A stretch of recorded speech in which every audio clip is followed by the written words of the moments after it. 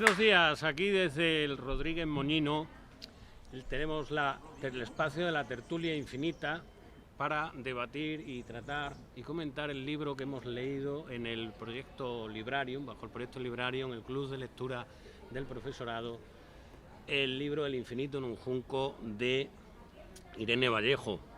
También este proyecto Librarium se ha hecho conjuntamente con el proyecto de dinamización de la biblioteca y concretamente como estamos aquí en este espacio de la biblioteca al aire libre, que lo hemos inaugurado este año y que pretende ser un proyecto de sacar la biblioteca también al centro, sacar al aire libre para que los alumnos puedan leer y libros. Como veis, algunos libros ya están sacados en sus fundas para que puedan ser utilizados por el alumnado del centro. Aquí en la tertulia tenemos a mi derecha, aquí a mi lado, a Elena González de Lengua Castellana y Literatura. Tenemos a Adrián Negro, profesor de Historia del Departamento de Historia, a Santiago Benigno Velayos del Departamento de Tecnología, a Belén Barroso del Departamento de Economía. Aquí a mi izquierda tenemos a Rosa Ceballos, profesora técnica de imagen y sonido, a Cristina de Frutos del Departamento de Música y a Alfonso Rodríguez, también profesor técnico de imagen y sonido. Yo voy a moderar la tertulia y también soy aparte del coordinador de la biblioteca y del proyecto Librarium, soy también del Departamento de Lengua Castellana y Literatura. Bueno, pues voy a presentar muy brevemente a Irene Vallejo. Concretamente la Wikipedia es la que nos dice, porque los datos son de la Wikipedia, brevemente dice que Irene Vallejo Moreu nació en Zaragoza en el 79, porque por lo que esta escritora de éxito tiene 43 añitos. No está nada mal, 43 añitos para haber logrado con este infinidad de copias vendidas y traducciones a otros idiomas tras la obtención del Premio Nacional de Ensayo del 2020. Es doctora en Filología Clásica por las Universidades de Zaragoza y Florencia y su labor se centra en la investigación y divulgación de los autores clásicos. ¿No se nota esto acaso en el ensayo que vamos a desgranar? Colabora en los periódicos Heraldo de Aragón, colabora en El País, donde mezcla temas de actualidad con enseñanzas del mundo antiguo, algo habitual en el ensayo que hemos leído, y fruto de este trabajo ha publicado 2 libros recopilatorios de sus columnas semanales, como El pasado que te espera y Alguien habló de nosotros, que supongo estarán en la misma línea del infinito en un junco. También escribe novelas. En el 2011 publica su primera narración, La luz sepultada, que es una novela histórica situada en la Zaragoza de 1936 frente al inminente estallido de la Guerra Civil. Y la segunda, El silbido del arquero. También ha cultivado la literatura infantil y juvenil, como El inventor de viajes, La leyenda de las mareas mansas. Irene consigue premios y reconocimientos desde 1997 hasta la fecha, y ya sea por su labor investigadora, como narradora o ensayista. Si queréis saber más de estos galardones, de su obra y de su vida, pues le dais a la wiki y ahí tenéis un extenso artículo. Esta obra que tiene tantos ejemplares vendidos, ¿puede ser realmente una obra original, una obra de calidad, o pertenece más bien a la cultura de masas? Es decir, digamos, el equilibrio entre cultura de masas, la élite, las obras de arte genuinas, originales, artísticas. Yo creo que el principal éxito de Irene Vallejo es que es un ensayo que no parece un ensayo, porque está escrito de una manera muy buena, es una lectura muy agradable y te combina elementos quizás un poco más básicos de la cultura clásica con elementos mucho más curiosos y mucho menos conocidos. Con lo cual el lector puede partir de eso que ya sabe y construir un poco de conocimiento a través de estos elementos más oscuros que va mencionando de la cultura clásica. Entonces yo creo que el principal mérito del libro es que es un ensayo que se lee como una novela, que la combinación de elementos clásicos y elementos modernos es tan agradable y tan fácil de leer que aprendes casi sin darte cuenta. Yo realmente, el debate si es elitista o es popular, a mí se me escapa, pero creo que las obras de arte que trascienden son las que conmueven. Y yo creo que esta novela conmueve, a mí por lo menos personalmente me ha conmovido, sobre todo por un elemento que para mí es lo más brillante, y es que te plantea la importancia de la escritura a la hora de concebir la sociedad. Te traslada a una idea de cómo nos comportaríamos sin escritura. Y eso es muy poderoso. O sea, a mí me ha atrapado imaginar un mundo sin escritura, sin poder tener todos los códigos que actualmente gozamos para poder encontrar una droguería o encontrar un supermercado o para escribirle a la persona que te apetece cualquier tipo de mensaje.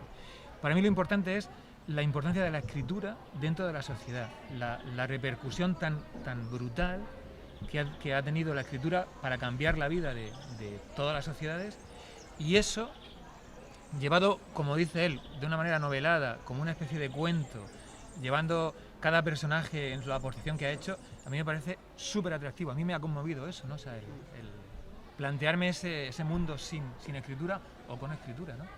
A mí me parece que el hilo conductor, como bien dice, estoy muy de acuerdo con todo lo que acabas de decir, Alfonso. El hilo conductor que ha encontrado esta autora ha sido los orígenes de la comunicación, ya sea oral o escrita, de buscar espacios para la cultura, de contarnos una historia con ese hilo que no es que tengas que ser un amante de la historia, sino que te la va metiendo y te va envolviendo, y además te va haciendo recordar pues algunas cuestiones culturales que de hecho tú ya las tenías en el olvido. Bueno, él por ejemplo es de geografía e historia, los que no somos de ese ámbito obviamente hay muchas cosas que las tenemos en el olvido y otras que incluso si las estudiamos en su día las olvidamos según las estudiamos.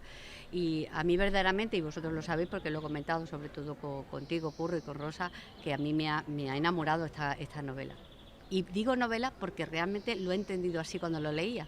No la entendía como ensayo, la entendía como novela, que te llevaba a su plano, te llevaba a su escenario. Ella consigue llevarte a su escenario y te consigue enganchar para terminar de leer el pedazo del libro y poner un montón de notas que como tú tienes puesto clic, yo ponía que ya se me acababan. Es decir, porque quería comentar, digo, y esto se me va a olvidar, pero es que esto es muy interesante, es que me gustaría comentar esto, y son infinitas cosas las que te atraen del propio libro. Es que además es como una película de Marvel. Sí. Está Alejandro Magno, está Aristóteles, está Platón, están los romanos, Julio César. O sea, sobran personajes de un peso histórico brutal. A mí también me ha interesado mucho el hecho de poder leerlo todo en continuidad y de ubicar el momento histórico de cada uno. A mí realmente conocía a todos los personajes, pero el hecho de ubicarlos en la secuencia histórica, cómo influyeron unos en otros y cómo se desarrolló, sobre todo la historia de Grecia, porque Grecia...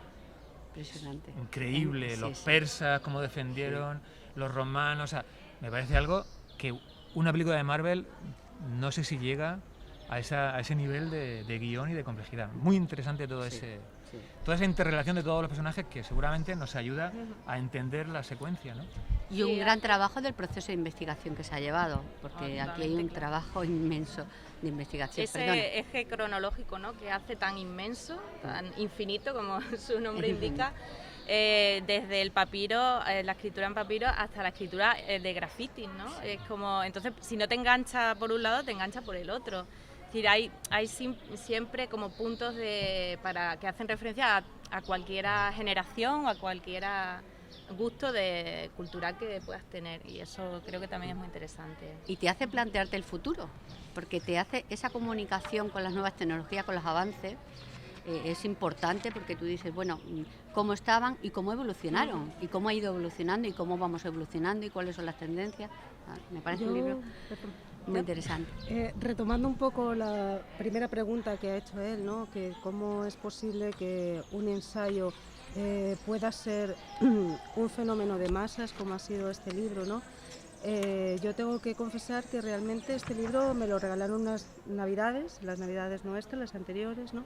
Y yo no sabía que era un ensayo ni nada. Yo me puse por la noche a leer y yo creo que el punto en el que decías tú cómo es posible es la intriga, ¿no? Lo que decías tú, parece que estás leyendo Marvel, ¿no? Yo recuerdo el principio, el prólogo del libro, ¿no? Que habla sobre unos jinetes y tú lo que menos piensas es que son buscadores de libros, ¿no? Entonces eso ya te engancha porque dices, ¿qué pasa aquí, no? ¿A dónde van estos jinetes y tal, no? No sé si conviene que lea esto que a mí me enganchó, Sí, que es un fragmento que es al principio, ¿no?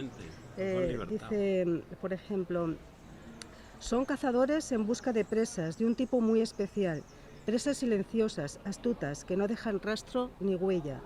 Si estos inquietantes emisarios se sentasen en una taberna de algún puerto a beber vino, comer pulpo asado, hablar y emborracharse con desconocidos, nunca lo hacen por prudencia, podrían contar grandes historias de viajes. Se han adentrado en tierras azotadas por la peste, han atravesado comarcas asoladas por incendios, han contemplado la ceniza caliente de la destrucción y la brutalidad de rebeldes y mercenarios en pie de guerra. Como todavía no existen mapas de regiones extensas, se han perdido y han caminado sin rumbo durante días enteros bajo la furia del sol o las tormentas. Bueno, podría seguir, pero esto ya es algo que te engancha y dices, ¿qué estoy leyendo? ¿Dónde voy? ¿No? Yo no sabía lo que estaba leyendo y entonces me adentré en este mundo y luego vemos que es un ensayo que está totalmente documentado, que la autora, pero yo creo que el quiz está eso, no solamente que está documentado, sino la intriga, ¿no? El novelado, lo que estamos diciendo todos. Y esa es la impresión que tuve yo desde el principio, ¿no? Que me enganchó desde el principio solamente con leer esta parte del prólogo, ¿no?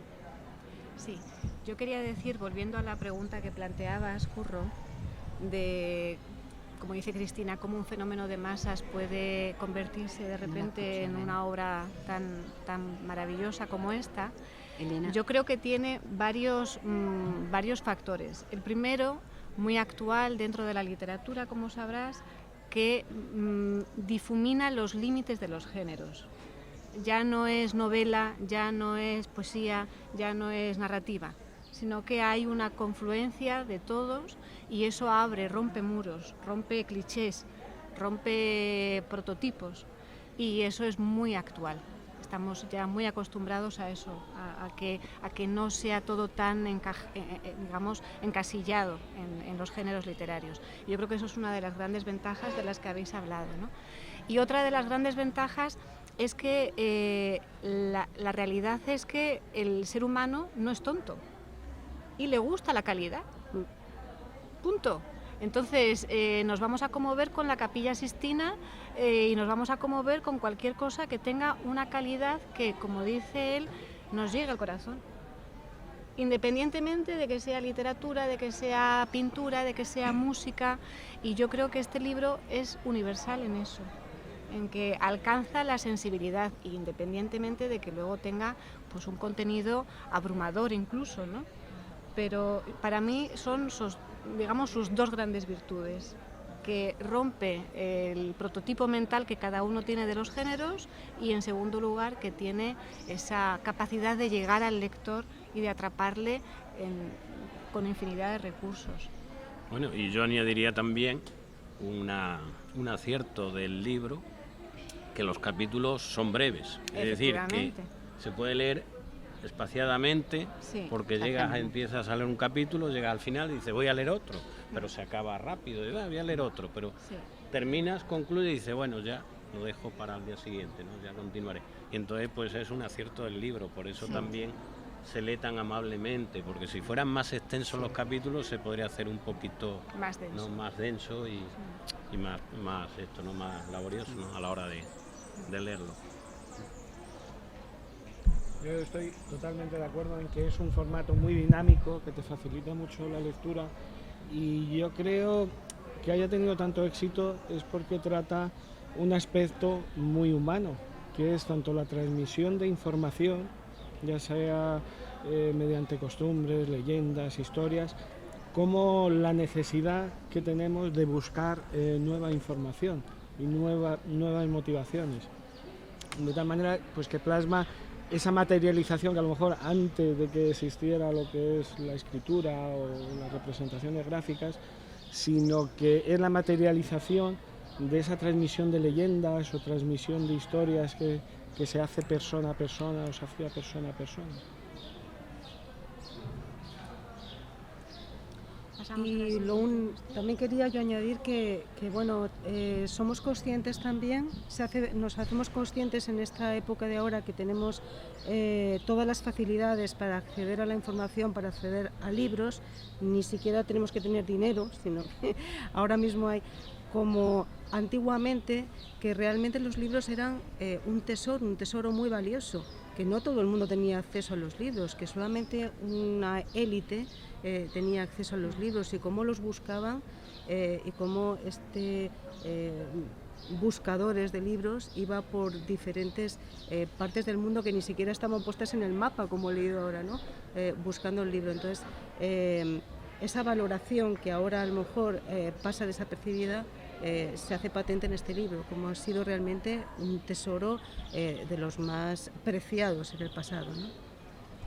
A mí me gustaría añadir que la autora precisamente ofrece mucha información sobre esas primeras bibliotecas que eran generadas gracias a las donaciones el evergetismo, la filantropía que ya podemos ver en la antigua Grecia.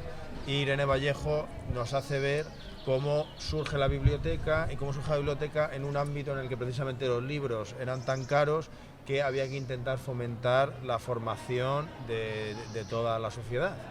Entonces es también un acierto del libro ir mostrando cómo ese conocimiento tan restringido al principio se fue expandiendo gracias a la labor de unos benefactores que pudieron realizar estas donaciones a bibliotecas para que se fundasen y que todo el mundo pudiera tener acceso, empezase a tener acceso a los libros, que, como Cristina muy bien ha dicho, eran un bien muy, muy valioso. A mí me ha parecido muy interesante la historia, a lo largo del recorrido que hace histórico del libro, las vicisitudes por las que pasa el libro a través de conflictos, guerras.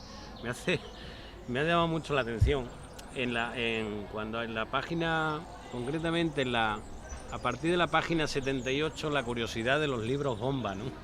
De cómo se utilizaban los libros para mandar artefactos explosivos, ¿no? Para cargarse a la persona a la que iba dirigido el libro como regalo, ¿no?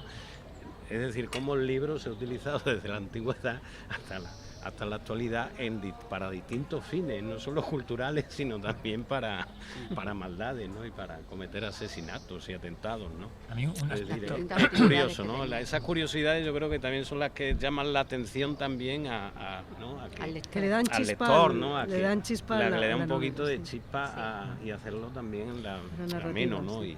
Y combinar el saber, combinar lo erudito un poco, bueno, no erudito, porque tampoco se puede aquí hablar de gran erudición, porque es un poquito divulgativo, es un ensayo de divulgación, no es especializado, pero vamos, que combina muy bien el saber, ¿no? Los conocimientos históricos, literarios, ¿no?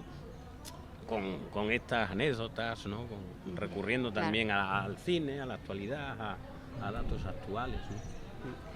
Nos hace un recorrido histórico, pero con cuestiones y temáticas que desconocíamos, yo al menos. O sea, yo no conocía esa evolución del concepto papel, de concepto libro en sí, ¿vale? Sí que conocíamos cosas, pero a ese detalle yo creo que es lo que, a mí al menos, es lo que más me ha enganchado.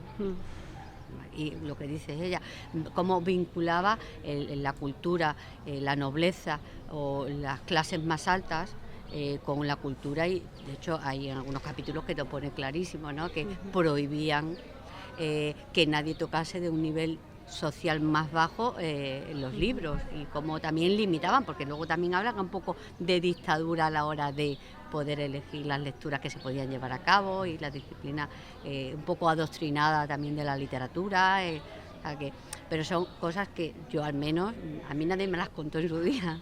Los profesores de historia esas cosas no nos las contaban, no sé si ahora las contáis, pero quizás ahí también está un punto importante para la educación, ¿no? Es decir, cómo tenemos que cautivar a nuestros alumnos, ¿vale? Los matices que ella, porque claro, tú cuando coges un libro no es cuando tienes un docente delante, tú coges un libro y te tiene que atraer el libro y lo que estás leyendo. el docente, bueno, tenemos muchas más herramientas para motivar a nuestros alumnos, y ella sabe motivarnos desde la lectura. Es decir, que me parece, por eso, como tú bien dices, por esos matices que va haciendo que tú te enganches y digas, oye, pues qué interesante, pues yo esto no lo conocía. Claro, pero ahí sale otro matiz de la literatura en general y de la cultura en general y de los libros en particular, que es el libro como arma. Como arma, no solo como tú dices de bomba física, sí, no, claro, sino como arma intelectual como arma muy importante, que las clases altas han tenido siempre copadas, precisamente porque eran conscientes del riesgo que suponía poner la cultura y los libros en manos de las clases bajas, ¿no? Entonces, ese elemento histórico que nosotros también estudiamos muchas veces, ¿no?, en literatura, en la Edad Media, de cómo el libro poco a poco va bajando, va calando en las clases más bajas, y eso abre las mentes, abre las sociedades, abre la cultura a todos los estamentos, pues es algo que también vemos reflejado en esta novela, ¿no? Claro, y el libro como arma política también de cambio social, ¿no? Claro. El arma, la herramienta de futuro, ¿no? También, claro. A mí otro aspecto que me parece muy interesante es la relación entre la cultura y las sociedades que se imponen a las que tienen en su entorno. Está claro que Grecia fue el máximo nivel cultural y gran parte de ese éxito fue por los libros, pero luego vinieron los romanos y arrasaron con los griegos y los convirtieron en sus esclavos. Y un romano tenía un esclavo griego que enseñaba a escribir a los niños. O sea, incluso ahora es un tema que se puede llevar a la actualidad.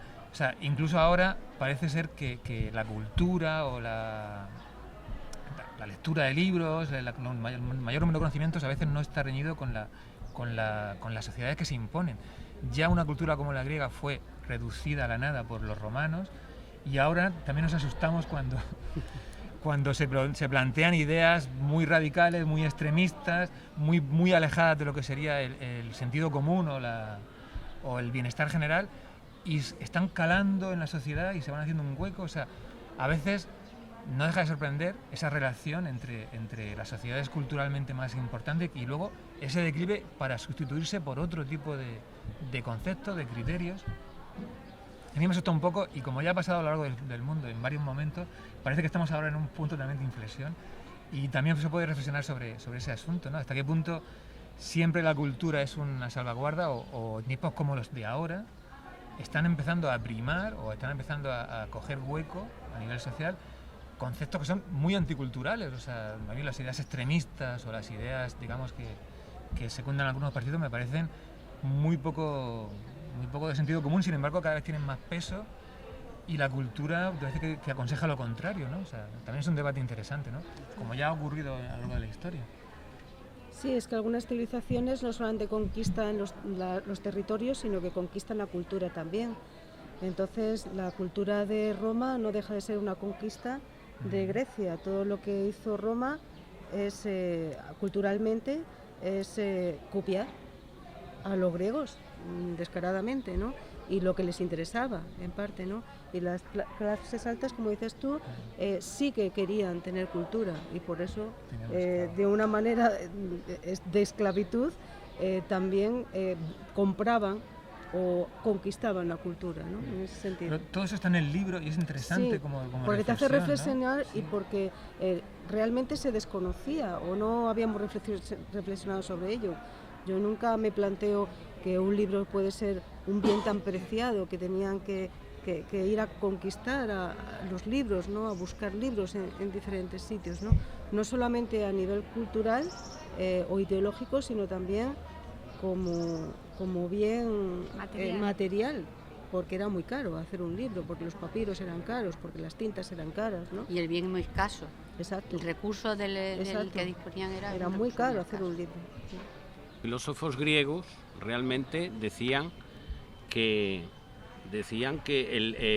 la escritura lo que hacía era crear amnesia, es decir, falta de memoria, es decir, y que provocaba ignorancia realmente. Eso es lo que afirmaban, que si no me equivoco, Sócrates hablaba de eso, de que la escritura, Platón y Sócrates, lógicamente, maestro y discípulo, la escritura, la memoria, la información y el conocimiento es perniciosa para el propio conocimiento y la sabiduría.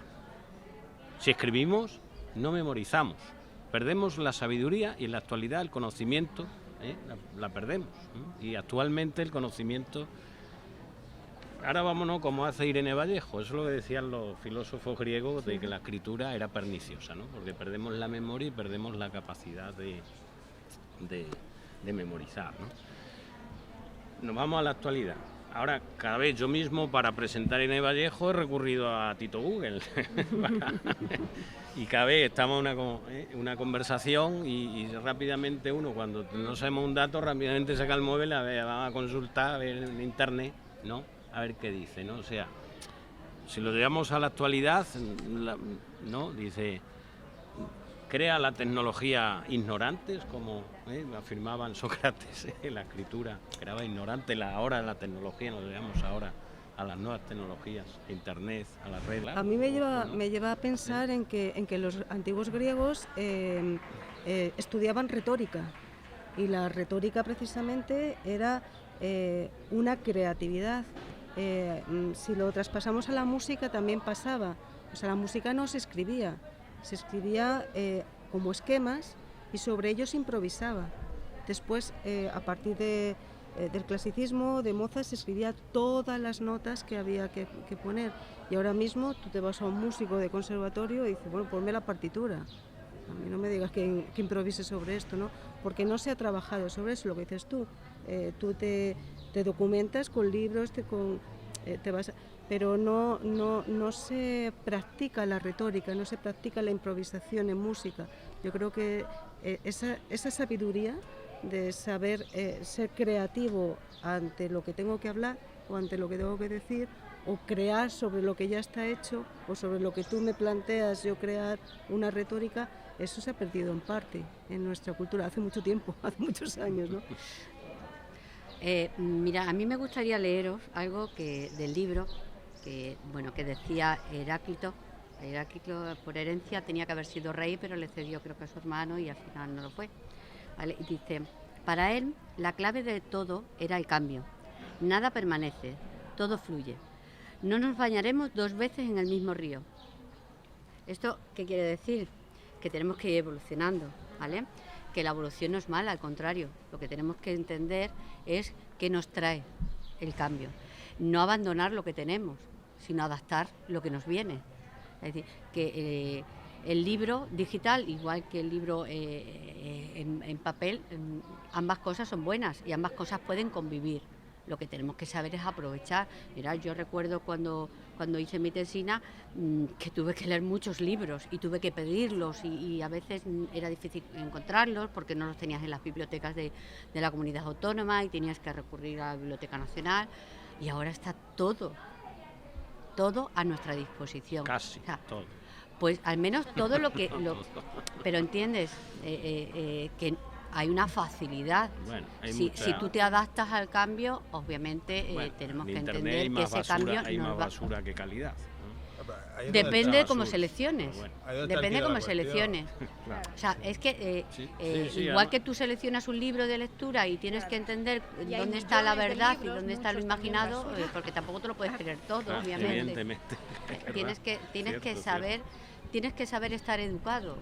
Y nosotros como docentes, pues a lo mejor también tenemos que saber educar en el futuro, no nos podemos quedar estancados. Es decir, bueno, yo como no he vivido eso, ahora a ti que te viene, pues tú...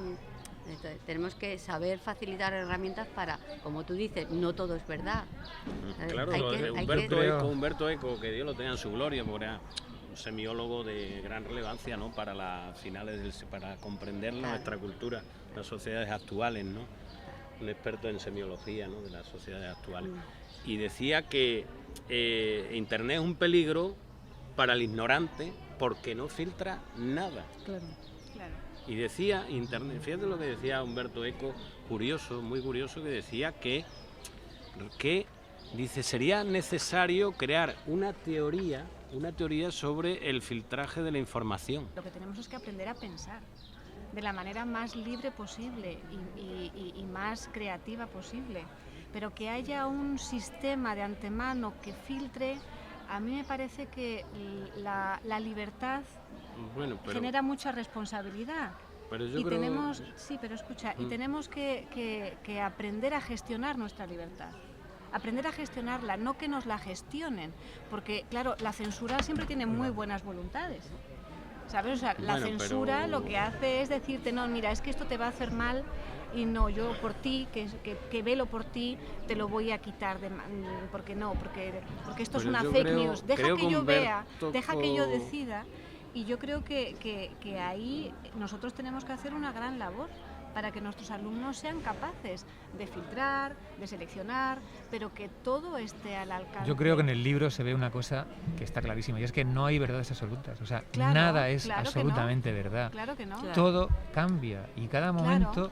tiene que ser capaz el ser humano de adaptarse y de convivir con todos los parámetros. Sí, O sea, y de pero, decidir. Pero además... pero nadie puede decir, esto es así, Claro. porque se va a equivocar. No, pero yo Siempre creo que no ha Humberto intentado Eco, cuando arreglar habla de las cosas, se ha filtrar, equivocado. cuando Humberto Eco habla de filtrar, no habla de teoría de una disciplina práctica basada en la experimentación para filtrar los contenidos digitales. No se refiere a filtrar esto sí, esto ideológicamente sí, esto ideológicamente no. No, se habla de filtrar, de saber filtrar la información importante, relevante y la que no es. Lo que es falso, lo que es una fake news y lo que no es. Es decir, no habla Fomentar un espíritu crítico. fomentar el Claro, espíritu crítico y saber fomentar el decir, oye, cuando yo estoy ante una plataforma o una página web, saber si esa es una página web que es fiable o no es Segura, fiable. claro. Sí, tener O que- criterio, ¿no? criterios, o sea, Trabajar una el criterio. disciplina que enseñe a los alumnos, a los alumnos y en general a todo el mundo, a la todos. ciudadanía en general, pues a saber filtrar. Es O sea, muy lo que bueno un leer libros de conocimiento, historia, un porque en la alfabetismo historia está todo. digital, ¿no? Lo que es el alfabetismo Todo ha digital. pasado ya, Curro. En la Claro. historia se ve todo. Todo ha pasado. Todas las ideas se han defendido con mucha intensidad y todas han fracasado y han resurgido. Yo creo que todo es muy cíclico y que no hay nada que se pueda considerar algo estable, definitivo, para por siempre jamás. Creo que las cosas tienen que cambiar, que el ser humano es flexible, que a mí me das todos los días pollo y acabo odiando el pollo. Y necesito comer otra cosa. Y que necesitamos ese cambio, esa evolución, y que lo que ahora nos vale no nos va a valer dentro de un tiempo. Y que seguramente lo que pasará dentro de 20, de 30 años, no lo podemos imaginar. Porque son tantas las variables que hay. Y que va más rápido. habrá que ver. Todo va más rápido ahora. No, además que este es un cambio para nosotros, pero para las generaciones actuales son nativos digitales, o sea, ellos han nacido con eso ya ahí. Para ellos no es ningún cambio, es un cambio para Sí, nosotros, claro, para nosotros. para los que hemos Lo conocido único que algo no cambia. anterior y ahora, o sea, para ellos es lo que... Lo que no cambia es el Entonces, amor. el El amor no criterio cambia. yo creo que es un poco la clave, darles criterio para que sepan o puedan discernir. Hombre, yo lo lo que mejor. sí que creo es que la tecnología ha facilitado la información, o sea, el intercambio de información. No solamente el acceso, sino también ese intercambio con determinadas personas o determinados elementos que a lo mejor yo no hubiera imaginado intercambiar información de mi materia con alguien que estuviera en Estados Unidos. Sin embargo, ahora mismo con Internet sí que me lo Claro, planteo. te permite muchísimo. Sí que es cierto que como profesores, como educadores, la tecnología va más deprisa que nosotros. Creo que hay un problema, y es que la tecnología se está desarrollando demasiado deprisa y nosotros nos vamos adaptando por detrás de esos cambios. Sí que deberíamos de prever esos cambios, pero es difícil. Hombre, es que también podemos plantearnos que hay una sobreinformación, y cuando algo es por defecto o por exceso, o sea, al principio de este libro lo que he leído yo es que había por defecto. Se internaban en territorios que ni siquiera había mapas para encontrar formación, libros, información, y ahora es todo lo contrario. Con un clic tenemos una sobreinformación que hay que filtrar porque no sabemos lo que es real, lo que no es real. Entonces, a veces la sobreinformación por exceso es como la comida, ¿no? También te crea burros, quiero decir. Y bueno, en cuanto a lo que decías tú, Elena, que los niños, que esto de filtrar, que es muy peligroso, yo creo que en nuestras manos como docentes no es cuestión de una censura, sino de dar a los niños, para eso hay un currículum de cada asignatura, ¿no?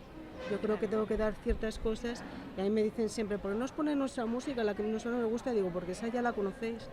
Yo tengo la obligación de meterles Beethoven, de proponer, etcétera, ¿no? Para que ellos tengan esa puerta abierta y cuando la abren, hombre, pues se quedan un poco alucinados, ¿no? Claro. Y no es una cuestión de censura, es una cuestión... No, por supuesto. Yo me refiero al hecho de que en nuestras manos está como docentes el enseñar a tener espíritu crítico. Exacto.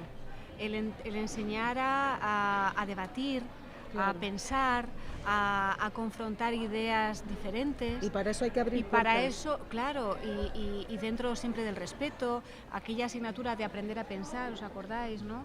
Pues eso yo creo que forma parte de la responsabilidad Exacto. que cada uno desde su asignatura además pues puede hacer de muchas maneras y que esa es la verdadera formación, porque efectivamente hoy por hoy nuestros alumnos lo van a tener todo en un clic. Si quieren saber las obras que escribió Beethoven, pues efectivamente se van a meter en la Wikipedia. Pero si ellos han aprendido cómo buscar, cómo acceder a Beethoven, aunque no te guste, cómo respetar que a otros le gusten, cómo aprender de algo que no te gusta, todo eso yo creo que forma parte de lo que debemos enseñar y de lo que sería esa apertura de mente que luego te ayuda a discernir. Porque la vida es una constante elección y selección de cualquier cosa, de nuestras decisiones, y a partir de ahí, bueno, pues ser responsable Y con la lo que uno clave elige. para hacer eso es, como decía Alfonso, que nos conmueva. Claro. Entonces Beethoven te tiene que conmover. Si tú Sí. pones una pieza que no conmueva a la gente, Beethoven va a pasar desapercibido y para ti no ha pasado por ti Beethoven. Sí, aunque sí, lo sí, hayas sí. escuchado. Beethoven es un ejemplo, ¿no? Sí. Pero que te conmueva un libro desde el principio, dice, pero es que te están metiendo un ensayo de cómo se Sí. escriben los libros. Dice, uy, si yo hubiese sabido eso, a lo mejor ni siquiera lo hubiese empezado, ¿no? Sí. Pues ahí Sí, está la sí, clave. sí. Bueno, y una cosa A ver, que, ay, perdón. un aspecto que no hemos dicho, que volviendo a las excelencias del libro, que no solo el contenido, sino que está deliciosamente escrito, tiene calidad literaria, tiene pasajes muy buenos, impresionantes, ¿no? De calidad literaria. Despliega una erudición literaria, un conocimiento que trasciende la cultura clásica, sino que hace referencias a libros del siglo XII, del siglo XIX, del siglo XX. Además te invita a conocer la lectura de este libro. A mí en concreto me ha invitado o me ha sugerido nuevas obras que debo leer, porque va poniendo ejemplos de... Hay un pasaje que habla de un libro del lector, de un libro de literatura alemana que yo no conocía y que Ya se leyó. pretendo leer porque el argumento me ha convencido y así este libro nos puede servir para conocer, o pues sirve para conocer un montón de... ¿Cuántos no hemos leído el lector a raíz de este libro? Tres, ya yo creo que lo los tres, conocía, ¿no? ya Por lo lo menos. conocía. Pero una obra relativamente oscura. Sí, sí. Oscura. Yo también diría que al origen de la cuestión que has planteado, bueno, en primer lugar, la competencia digital es algo que tenemos que trabajar en todas las áreas, ¿vale? O sea que no existe una asignatura exclusiva del Departamento de Tecnología que trate exclusivamente la competencia digital, que es algo que ya todos dentro de nuestras áreas debemos de entender que hay que transmitir y crear ese desarrollo del currículum que nos viene ya. Pero por otro lado, yo os invito a los de lengua y literatura que hagáis una clasificación de lo que es la ignorancia, porque hay muchas denotaciones de lo que es ser ignorante, ¿vale? Por lo menos bajo mi punto de vista, humildemente digo que hay muchos tipos de ignorantes, ¿vale? Entonces, cuando se habla de ignorantes, ¿qué es ser ignorante? Realmente, entonces tendríamos que matizar y yo creo que eso daría para otra tertulia. Sin duda alguna. Bueno, pues es una tertulia interesante. Podría ser infinita como el propio libro y la propia espacio, la tertulia infinita. Pero bueno, vamos a ir cerrando. Muchas gracias por vuestra participación.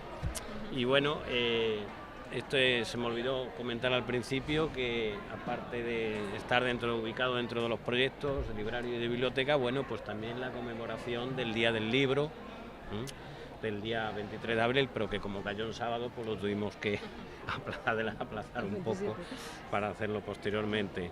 Bueno, y ya pues también aparte del tema interesante que ha sacado Belén, ¿no?, sobre la ignorancia, también otro tema interesante que yo sacaría y que sería motivo de otra extensa tertulia, que sería dado el contenido del libro y lo que es la historia del libro, del paso del libro analógico al libro digital, ¿no? De los cambios que estamos sufriendo, sería, ¿y cuál sería el futuro de nuestras bibliotecas? Entonces, ¿cómo deberían ser configuradas actualmente para volver a llenarla de lectores? Pero sería motivo de otra tertulia. Muchas gracias. Gracias a ti.